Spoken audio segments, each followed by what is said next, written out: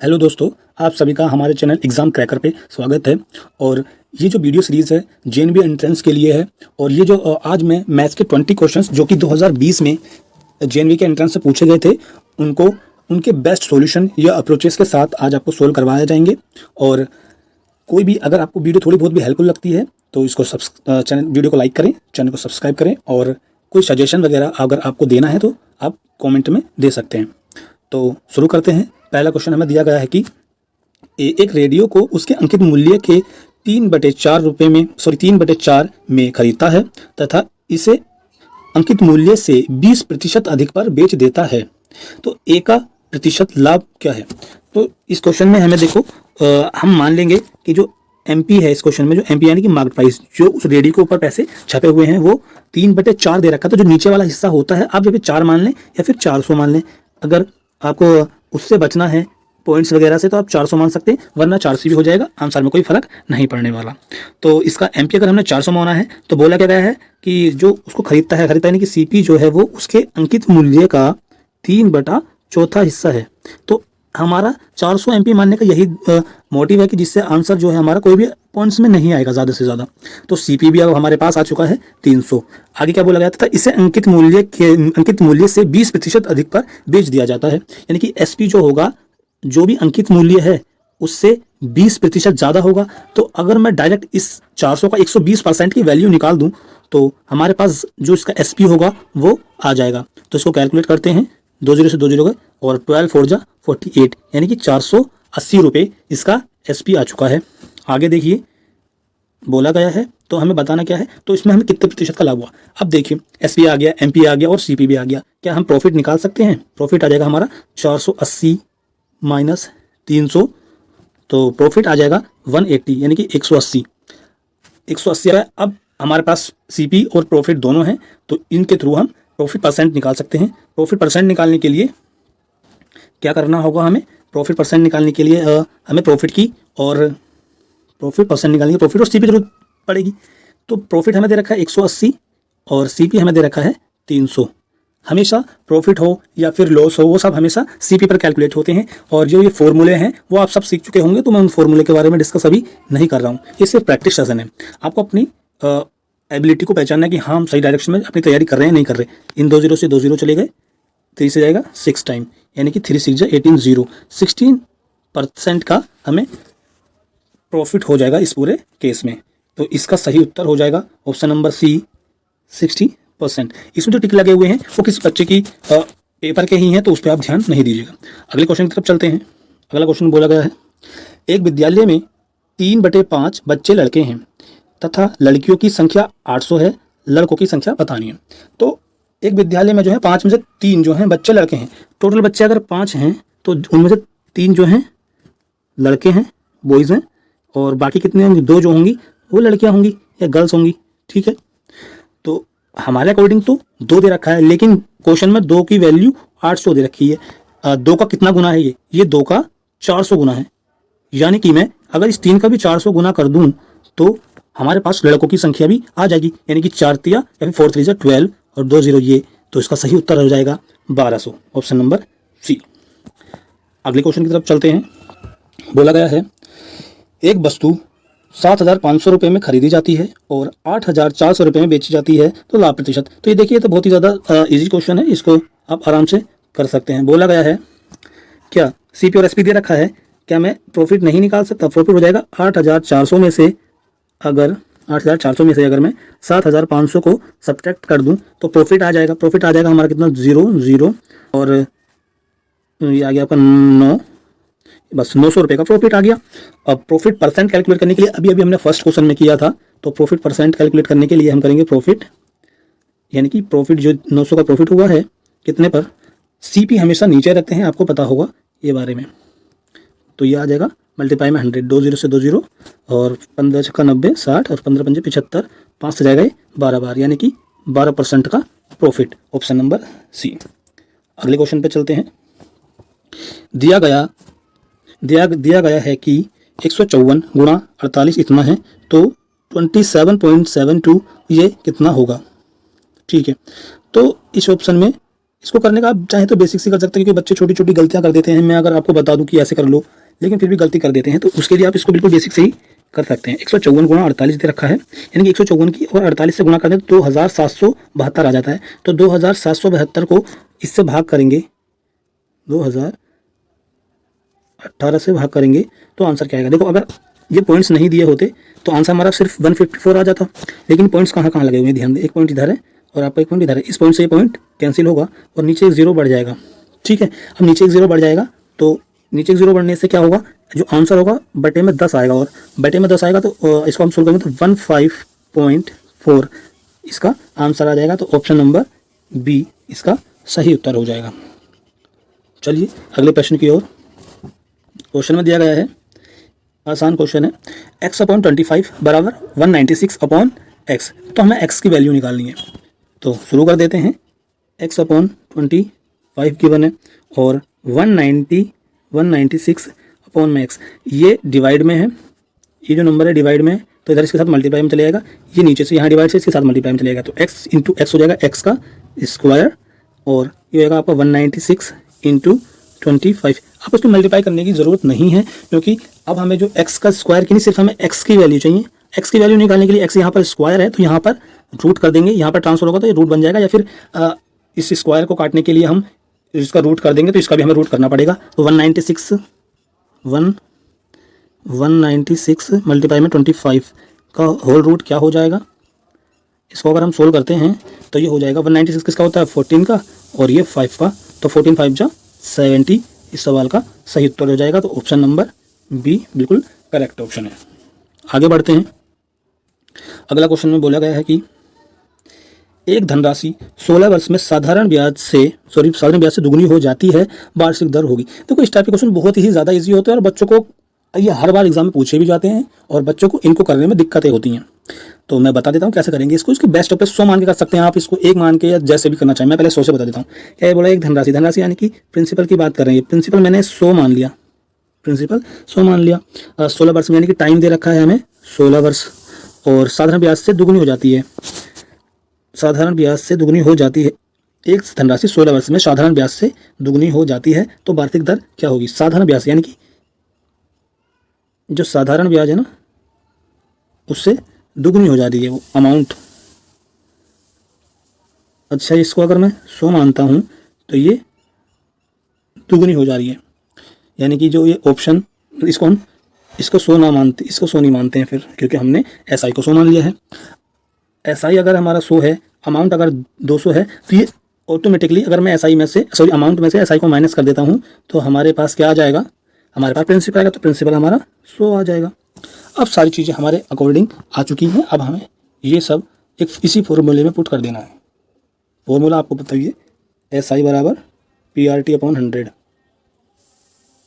ठीक है, तो SI भी 100 है और प्रिंसिपल भी 100 है। R हमें कैलकुलेट करके बतानी है, और टाइम हमारा दे रखा है 16 डिवाइडेड बाय 100। इस 100 से ये 100 कैंसिल, यहाँ आ जाएगा डिवाइड में, मल्टीप्लाई में तो डिवाइड में आ जाएगा 16, मल्टीप्लाई में तो डिवाइड में आएगा 16, तो ये जाएगा 4 से 25 बार, 4 से जाएगा ये 16 बार। तो क्या बचा हमारा, बचा है 25/4, 4 से आएगा 4 6 24, 1/4। ऑप्शन नंबर बी इस सवाल का सही उत्तर हो जाएगा। अगला प्रश्न, 349 इंटू 51 + 632। तो इसमें हमें अप्रोक्स वैल्यू निकाल दी है, तो इसमें हमें क्या करना पड़ेगा, मल्टीप्लाई ही करनी पड़ेगी।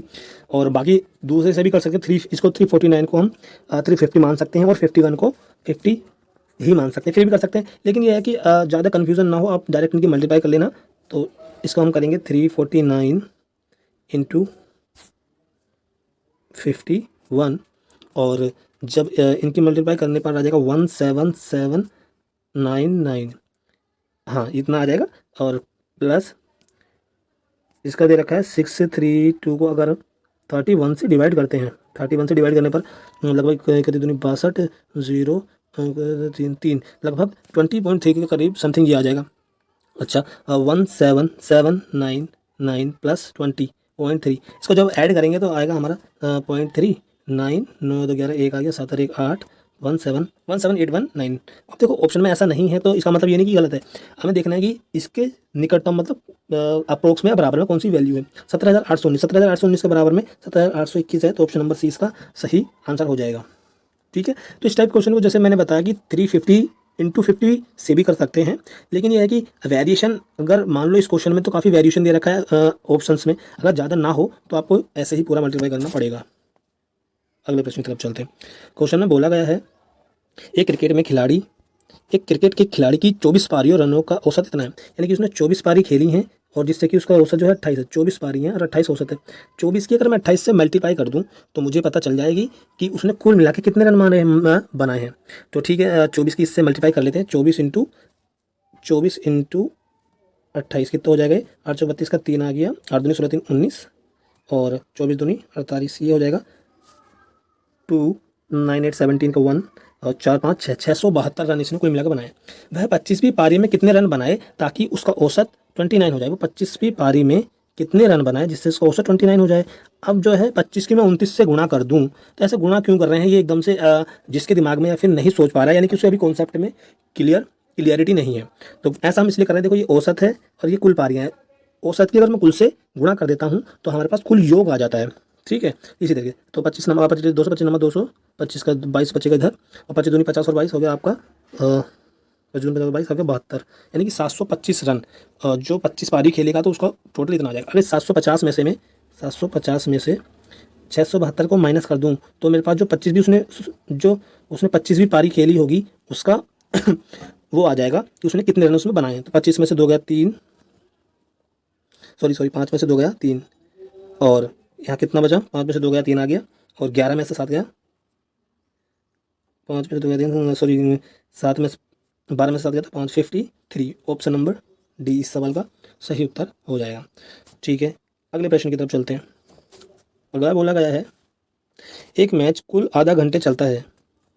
मैच के समय इतना भाग टाइम आउट के लिए लिया जाता है, यह टाइम आउट कितने मिनट का होता है? बहुत सरल और छोटा सा क्वेश्चन दिया गया है। एक मैच जो है आधा घंटा का मतलब 30 मिनट तक वो चलता है। क्या बोला? मैच के समय का इतना भाग टाइम आउट के लिए दिया जाता है, तो यह टाइम आउट के लिए कितना समय देगा? तो टोटल कुल मिला के कितना 30 मिनट तक मैच चला है और उसका 1/10वां भाग जो है किसके लिए रख दिया गया? टाइम आउट के लिए। इसको भाग करेंगे तो 3 मिनट के लिए टाइम आउट लिया गया। तो ऑप्शन नंबर बी इस सवाल का सही उत्तर हो जाएगा। अगले प्रश्न की ओर मूव करते हैं। बोला गया है यदि एक समकोण त्रिभुज 2 लंबवत भुजाएं 5 सेंटीमीटर इतने हैं तो इस त्रिभुज का परिमाप क्या होगा? एक समकोण त्रिभुज का मतलब हो गया right angle triangle. Right angle सब जानते ही होंगे पहले से ही, और मुझे इसको बताने की कोई ज़्यादा हाथ से ही बनाना पड़ेगा लगता है, इसमें नहीं दिया है। तो राइट एंगल हो जाएगा आपका, सॉरी ये इसको मिटा देते हैं। राइट एंगल जिसमें एक एंगल 90 डिग्री का होता है। ठीक है, तो इसमें दिया हुआ है क्या? ये 5 दे रखा है और ये 12 दे रखी है, हमें ये बतानी है। अच्छा, पाइथागोरस थ्योरम के बारे में सब जानते ही होंगे, और नहीं कुछ ट्रिपलेट्स भी होती हैं जैसे कुछ, यानी कि ट्रिपलेट का मतलब कुछ फिक्स रेशियोज होते हैं जिसको हम याद कर लेते हैं, तो उन्हीं में ही होती हैं। जैसे मैं कुछ एग्जांपल दे देता हूँ ट्रिपलेट्स के। ट्रिपलेट का मतलब होता क्या है और इनका यूज़ हमें कैसे करना है ये भी आपको बताएंगे। जैसे 3 4 5, 5 12 13, 7 24 25। ठीक है, और हो जाएगा क्या 11, सॉरी 7 24 हो गया 11 60 61 9 40 41। अच्छा, अधिकतर सोच रहे होंगे ये क्या लिख रहे हैं। देखो अभी मैं बताऊंगा कि कैसे। अब इस क्वेश्चन में हमें दे रखा था तो इसमें से हमारी कौन सी ट्रिपलेट इसमें मैच कर रही है? 5 12 13। अगर एक साइड 5 है दूसरी 12 है तो तीसरी 13 ही होगी। ये इसलिए यूज़ में आता है। जैसे कि मान लो यहाँ पर ये ऐसा दे देते, ये 11 देते, ये 60 देते, तो ये हमारी 61, अगर हमारी ये रेशियोज याद हैं तो ये 61 आ जाएगी, सिंपल। तो ये इनका यूज़ कैसे होता है और बाकी हम इनको टाइम अपना कैसे बचाएंगे वो सबके लिए ही मैं ये बताऊंगा अभी। और फिलहाल इस क्वेश्चन की तरफ करते हैं, इसको और बेसिक से करेंगे। बोला क्या गया था, वही तक कि एक ट्राइंगल दे रखा था, इसमें ये 5 दे रखी है, ये 12 दे रखी है, ये हमने x मान ली। तो वो क्या कहते हैं, पाइथागोरस थ्योरम कहती है जो हाइपोटेनस होती है उसका स्क्वायर जो होता है वो 5 के, यानी कि उसके परपेंडिकुलर के और उसके बेस के स्क्वायर के बराबर होता है। 5 का स्क्वायर 25 हो गया, 12 का 144 हो गया, दोनों को जोड़ेंगे तो कितना हो जाएगा ये 169, 5 4 9 और 4 2 6, ठीक है। अब ये तो एक्स स्क्वायर की वैल्यू है, ये हमें चाहिए सिर्फ और सिर्फ एक्स की वैल्यू। तो एक्स यहाँ पर स्क्वायर है तो इधर रूट बना देगा। 169 का रूट क्या होता है? 13। तो इस क्वेश्चन में हमारा सही उत्तर हो जाएगा ऑप्शन नंबर ए, यानी कि 13 इस सवाल का सही आंसर हो जाएगा। अगले प्रश्न की तरफ चलते हैं। बोला गया है, अच्छा इसको देखो हमें सोल्व भी करना है, तो सोल्व करने के लिए इसको सोल्व करते हैं, जैसे जैसे दिया गया है वैसे वैसे हम करेंगे। ये मल्टीप्लाई है, ये डिवाइड है, ये प्लस है। एक बार इसको मैं चेक कर लेता हूँ थोड़ा जूम करके, दोनों ही प्लस दिए हुए हैं। 3 15 या 45, 15 या 45, और ये हो चुका है 15 0 0 और 15 या 45 फिर से। अब पॉइंट लगाएंगे इसमें हम, पॉइंट आएगा आपका 1 2 3 के बाद 1 2 3, तो यहाँ पॉइंट आएगा ये 45.045 प्लस ये दे रखा है 5.00255। इतना लंबा की ज़रूरत नहीं थी, लेकिन मैं फिर भी कर दे रहा हूँ। 0 1 2 3, ये आ जाएगा 75 8 4 1 0.5, या क्या 5.014। अब दिख रहा है इसमें, अगर मैं ऐड करता हूँ 5 में 0.148, इतना ही रहने देंगे। ये हो जाएगा 8 5 13, एक आ गया है ना, 4 4 8 1 9, ठीक है। और एक ये आ जाएगा आपका 50.1 आ जा रहा है। तो 50.1 अगर आ रहा है तो ये हमारा ऑप्शन नंबर, इसको अगर हम देखेंगे लगभग में हमें आंसर बताना है, तो ऑप्शन नंबर 50.1 आ रहा है। तो 50 पॉइंट से अगर 49 के करीब में होता तो हम 50 लगा रहे होते, लेकिन 50 से थोड़ा ज़्यादा ही है तो हम 51 इसका सही आंसर लगाएंगे, ऑप्शन नंबर डी। अगले प्रश्न की ओर चलते हैं। तो इस क्वेश्चन में तो सिर्फ और सिर्फ हमें इसको सोल्व करना है। तो कितना हो जाएगा ये? 12 का 12, 12 का 2 बचा 7, और 12 का 12 और 7 19/16, ठीक है। अच्छा क्या बोलते हैं कि +1 भी तो रह गया। ये मिक्स फ्रैक्शन को हमें, जिसको ये नहीं आ रहा है तो सोई क्वेश्चन समझ में नहीं आएगा। क्या कर रहे होते हैं, कोई भी अगर मिक्स में दे रखा होता है, कोई फ्रैक्शन अगर मिक्स में होती है तो इन दोनों की मल्टीप्लाई कर देते हैं और इसको प्लस कर देते हैं। ऐसा करने से हमारे पास जो मिक्स फ्रैक्शन होती है, जो मिक्सित भिन्न होती है, वो किस में चेंज हो जाती है? एक भिन्न में चेंज होती है, ठीक है। तो ये इसका करने के बाद 193/16 आ जा रहा है, ठीक। तो इसको देखो और भी बता देता हूँ मैं, पहली बात तो बेसिक्स ही बताऊँगा, उसके बाद थोड़ा सा और देखेंगे कैसे करेंगे। बस कितना आ गया था ये अपना 193/16, 193/16। तो करना शुरू करते हैं। 16 से आएगा, 16 बन 16, बचा कितना 3, और यहाँ से 3, 16 2 जा 32, यानी कि 16 दूनी 32 हो गया। बचेगा 1, पॉइंट लगाएंगे, 0 बढ़ाएंगे, अभी तो छोटा है, एक 0 यहाँ बढ़ाएंगे तो फिर से 16 से 96 हो जाएगा। तो 16 से 96, ऑप्शन नंबर ए इस सवाल का सही उत्तर। लेकिन इसको ऐसे तो सभी कर ही लेंगे, और बाकी इसको और कैसे सोचा जा सकता है ये देखिए। इन्होंने क्या दे रखा था, इन्होंने दिया था कि 12, इसको हम ऐसे भी लिख सकते हैं 12 + 16 बटे 12 + 1/16। तो क्या हम 12 तो साइड में रख ही देंगे, ऐसे 1/16 को हम भाग करेंगे तो 16 से आएगा, पॉइंट लगाएंगे, 0 बढ़ेगा, अभी छोटा है फिर से 0 बढ़ाएंगे, कितना हो जाएगा ये 0। तो 16 6 जा,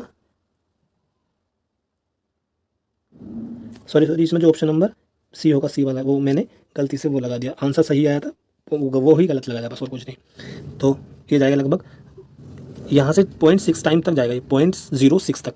अब हमने 12 जो छोड़ा था वो इसको इसमें ऐड भी कर देंगे, तो 12 + 0.6, तो ऑप्शन नंबर सी ही करेक्ट बैठ जाएगा। चाहे ऐसे करो चाहे वैसे करो, आंसर में फ़र्क नहीं पड़ना चाहिए, लेकिन आपको डिफरेंट अप्रोचेज आनी चाहिए, क्योंकि क्या पता कौन से क्वेश्चन में कैसा ईजी पड़ जाए, ठीक है। ये सब इसलिए बताई जा रही है जिससे आपका टाइम ज़्यादा से ज़्यादा बच पाए। अगला क्वेश्चन बोला गया है इन सब का योगफल करना है, तो ये क्वेश्चन इजी ही है, आप सब इसका योगफल कर ही लेंगे, शायद मुझे ज़रूरत ना पड़े इसको बताने की। देख लेते हैं फिर भी एक बार क्या करना है।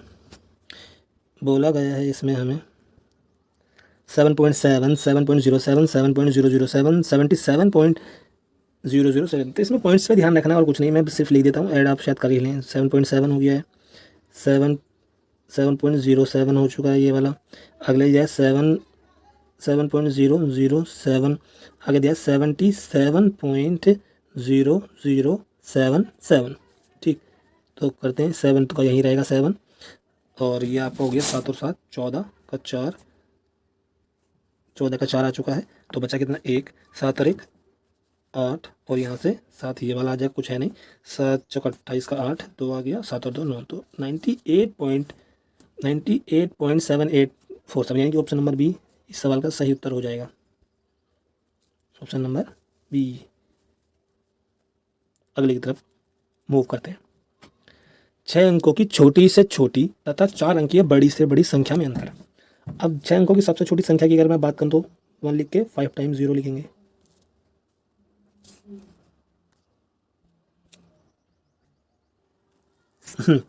तो 6 अंकों की संख्या ये आ चुकी है। 4 अंकों की बड़ी से बड़ी और हमें माइनस कर देनी है। तो 4 अंकों की बड़ी से बड़ी संख्या हो जाएगी 1 बार, 2 बार, 3 बार और 4 बार 9। माइनस करेंगे 10 में से हो गया 1, 0 0 0 9। ऑप्शन नंबर सी इस सवाल का बिल्कुल सही उत्तर है। ये छोटा क्वेश्चन था, मतलब कि ईजी था, सब कर भी लेंगे। बोला गया है 2,02,000 को अंकों में 2,02,000 लिखना है। 2 लगी तो 22,000 पे लगा रखा है। 2,02,000, 2,02,000 के लिए ऑप्शन नंबर सी बिल्कुल सही हो जाएगा। क्वेश्चन दे रखा है ये, इसमें बताना है हमें।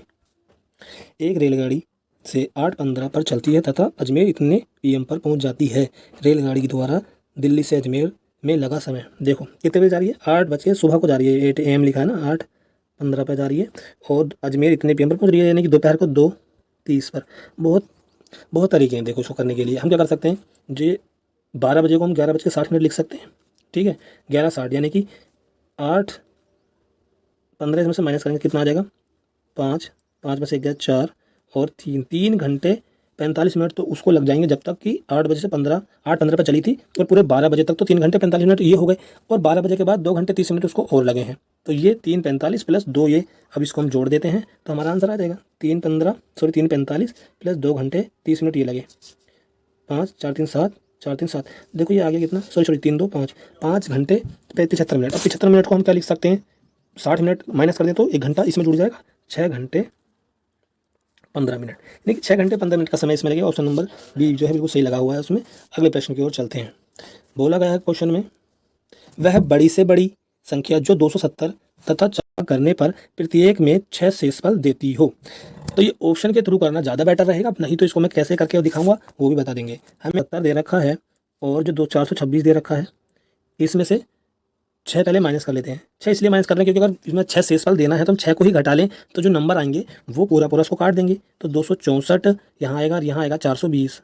ठीक, अब हमें क्या कर देना है, इनका HCF लेना है। HCF लेने के लिए वही या फिर अब फैक्टर मेथड से करें या डिवीजन मेथड से करें या फिर और भी इसके मेथड्स होते हैं, माइनस करके भी हम इसका HCF निकाल सकते हैं। फिलहाल मैं ऑप्शन से करना बेटर मतलब समझता हूँ। देख लेते हैं एक बार, क्या ये जो नंबर है इनमें से किसी एक ऑप्शन से पूरे कट रहे हैं। देखो ये जो है 12 का ना 12, सॉरी 12 दूनी 24 और 12 ये 12 से कट जा रहे हैं, यानी कि दोनों के दोनों ऑप्शन 12 से कट जा रहे हैं। तो ये नहीं कि इसका ऑप्शन नंबर 12 ही लगा दें। हमें देखना क्या है कि सबसे बड़ी संख्या बोला गया ना, सबसे बड़ी, यानी कि सबसे बड़ी यानी कि हाईएस्ट कॉमन बताना था, यानी कि HCF ही हमें इसको निकालना है। तो HCF निकाल लेंगे। बहुत सारे तरीके हैं इसके HCF निकालने के भी, फिलहाल हम बेसिक से ही निकालते हैं इसके। क्या 420 को हमें क्या है 264 है, 420 264 लगभग 1 टाइम ही जाने वाला है, ज़्यादा हो जाएगा। 2 से मल्टीप्लाई करेंगे तो ये आ जाएगा 10 में से 4 गया 6 और 11 में से 6 गया 5 और 3 में से 2 गया 1, 156। 264 को फिर से डिवाइड करेंगे 156 से 8 और यहाँ पर 0 1, 108 आ चुका है। अब 108 156 को फिर से डिवाइड करेगा, लगभग ये भी 180 टाइम जाने वाला है। 16 में से 8 गया 8 और 4 48 आ गया। अब 48 108 को 48 जो है 108 को जाएगा 3 4 3 3 8 24 4 12 ज़्यादा हो जाएगा, 2 बार लेंगे 96 कितना आएगा 2 और यहाँ से आ जाएगा आपको 1 12। फिर इस 12 से 48 को भाग करेंगे तो 12 चौक 48, यानी कि पूरा कट जा रहा है ये 12 से। तो ऑप्शन नंबर सी ही इसका, ऑप्शन नंबर ए इसका करेक्ट ऑप्शन हो जाएगा। इनमें डी लगाया हुआ है, पता नहीं कैसे लगा रखा है।